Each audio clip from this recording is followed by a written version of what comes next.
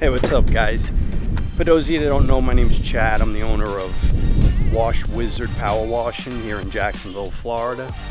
And today we're actually doing a soft wash roof. This is part of a project that we're doing. The customer hired us to do the driveway, the walkway. We already did the driveway. The walkway, they wanted us to soft wash the roof, get it nice and clean, and then the gutters and the soffits and the fascias are really filthy. Let me just give you a quick. So for those of you that don't know, these are soffits underneath, and these are fascias. Soft wash is a procedure that's using much lighter pressure.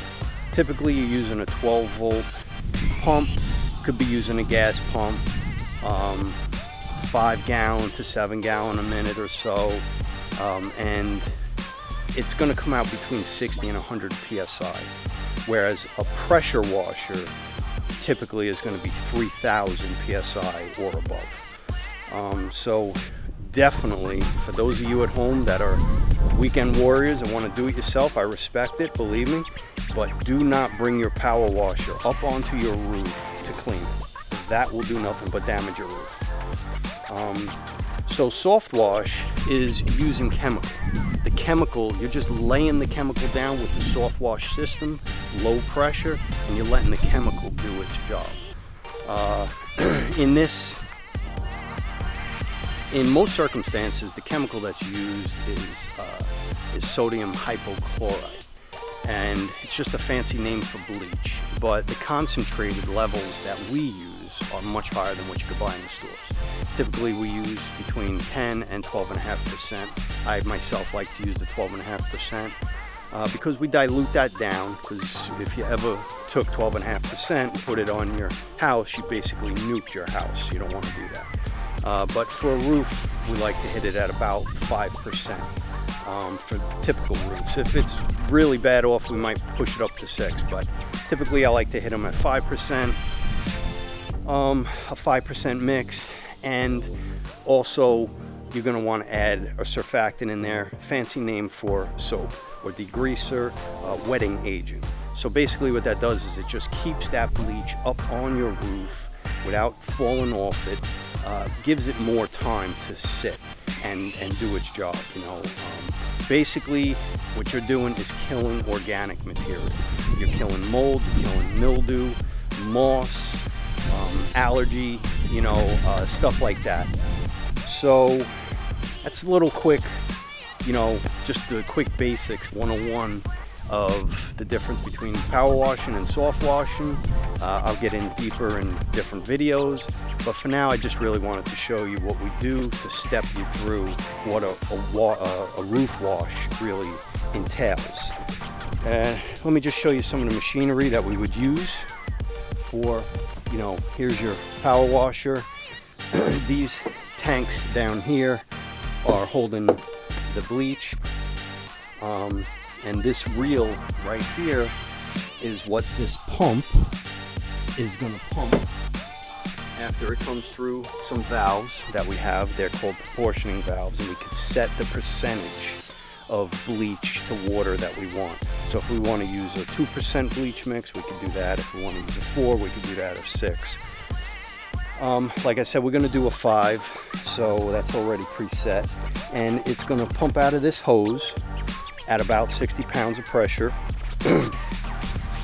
So it's very low pressure. It won't damage your house, it won't damage your roof. It's just enough to kind of spray it onto the roof and get it up there. So without further ado, let's get into it. All right, so one of the things you want to make sure you do when you're going to do a roof, or when you're going to use any kind of high percentage mix, basically, really any time you use any kind of bleach mix, but definitely when you start creeping over 2%, because that's where you really start killing stuff quick. At 5%, you know, you're nuking them. If it's a super hot day, like today, with a lot of sun, and, you know, if it hasn't rained in a while, you know, that vegetation is just looking to absorb any kind of liquid. And if the first thing it absorbs is that 5% mix, it's dead. So make sure you water everything thoroughly and continually water. As you're spraying the roof, if it's coming off, like if you see on this roof, it has some gutters, but a lot of it don't have gutters. Now luckily this particular property doesn't have a lot of delicate things.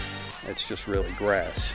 But you know, if you got some kind of you know, Japanese maple whatever, $2,000 a bush, you know, you're going to be extremely careful. And you know, you may even consider tarping some of that stuff. And be careful tarping it as well, because you don't want it to overheat if you're tarping it in 100-degree weather. But you know, for this, what we're just going to do is we're just going to soak it down. And most of this is not a high-pitch roof. It's not very steep, so most of the material I put on that roof is going to stay on that roof. You know, that's something else that you got to take into account. You know, how much of your material is actually going to come off or get oversprayed. Make sure I thoroughly rinse the whole roof. Obviously being aware of not getting any overspray off the roof. You know, we don't want to kill that vegetation, you know, so I mean, it's inevitable you're going to get some off, and that's why you got to soak it below. You know, the more you soak the vegetation, the less likely you are to do any damage. You'll see it got a little air in the lines there. It just comes out nice. Now, you see how it's running? I'm actually going to turn my surfactant up just a little bit. I want it to linger on the roof just a little bit more. So I'm going to go down there and turn my soap up a bit. Unfortunately, I don't have one of them fancy systems where you can just hit a button and do it, but maybe in the future.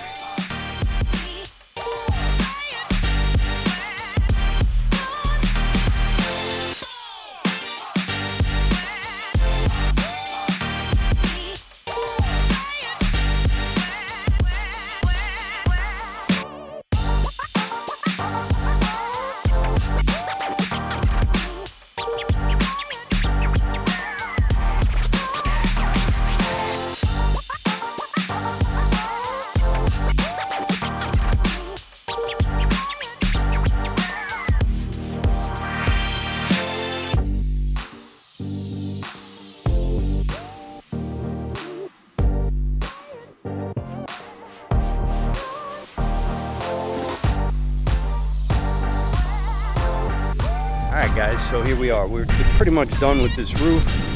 It's all sprayed. Now typically what we do with roofs, let me get over here so you can actually see, is, oh, you know what? Before I get into that, let me talk a little bit about solar panels. Do not spray them. You know, don't hit those solar panels with the mix, you know, the SH, the bleach. When it hits those hot solar panels, it's going to flash and it's going to streak them, just like it'll streak hot windows. You know, when you're spraying a hot window, if you don't wet it and rinse it real quick, it'll streak the window with SH. So, something to be aware of. Now, getting back to the roof, you know, this roof is completely sprayed, and I just want to show you something. Now, if you look around this roof, see right here? See, the dark spots, it's just still drying. But if you look, it really don't look that clean, okay? And that's because everything is dying on this roof. You know, all the, you know, organic growth that's on this roof is dying or dead by now. But it's not rinsed off. And typically what we do is we just spray the roof and leave it And then when it rains, it's just going to rinse all this dead stuff right off, and a couple of rainstorms and the roof is going to look like brand new again. Now some people will rinse it. I think it's a waste of time rinsing the roof. I think it's better to just let it sit there. I personally feel that way. I think a lot of people do that are in the industry. Plus, you know, when you're taking all this SH off this roof and it's hitting that grass and that vegetation, it really has to be soaked. So it's better off when that's happening in a rainstorm or something like that, where, you know, there's a lot of rain hitting that grass and that vegetation, and, you know, it's taking all that SH and just diluting it. You know, you could use neutralizers. They sell neutralizers that you could spray, and that'll really help. It's just not necessary in my opinion. You may feel differently. Please drop me comments, let me know. I mean, I'm not going to sit here and say I am the, you know, all be all. You know, this is how I do it. If you do it differently and you feel differently, I'd love to hear about it. So let me show you something. All right, guys, so you've got me rinsing up this roof, you know, in the interest of this video, you know, because I really want to show you what this really looks like, you know, when it's done correctly. And, you know, now this is a dark roof, so it's even less impressive, you know, but here, take a look. I don't know if this camera's going to show you the difference. Look at this side that I rinsed. It's drying off. Okay. And look at this side that I haven't rinsed yet. Now this is all treated and sprayed and everything's dead on here, but it didn't get rinsed off the roof yet like this side did. See how nice and uniform that is? Now watch this when I'm actually spraying this. You could actually see all the dead grime. Look at the color of that water.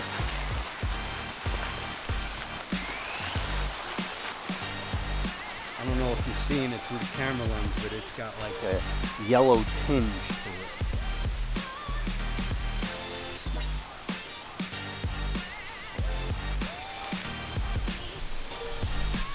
You know, and that surfactant that we use, it's got a nice lemony smell, so you don't smell the bleach. That's another, you know, it's another reason we use the surfactant. It masks the smell of the bleach. You know, so it's a soap, it's a degreaser, and it actually has a nice scent.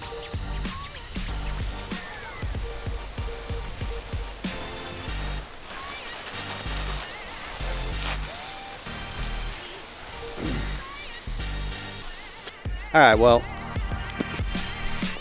I'm going to stay up here and finish rinsing this roof, because now I did half of it, might as well finish it. But if you want to see more videos, check out these videos above for some more information about power washing and what it's like, and, you know, tips and tricks. And I'll see you on the next one.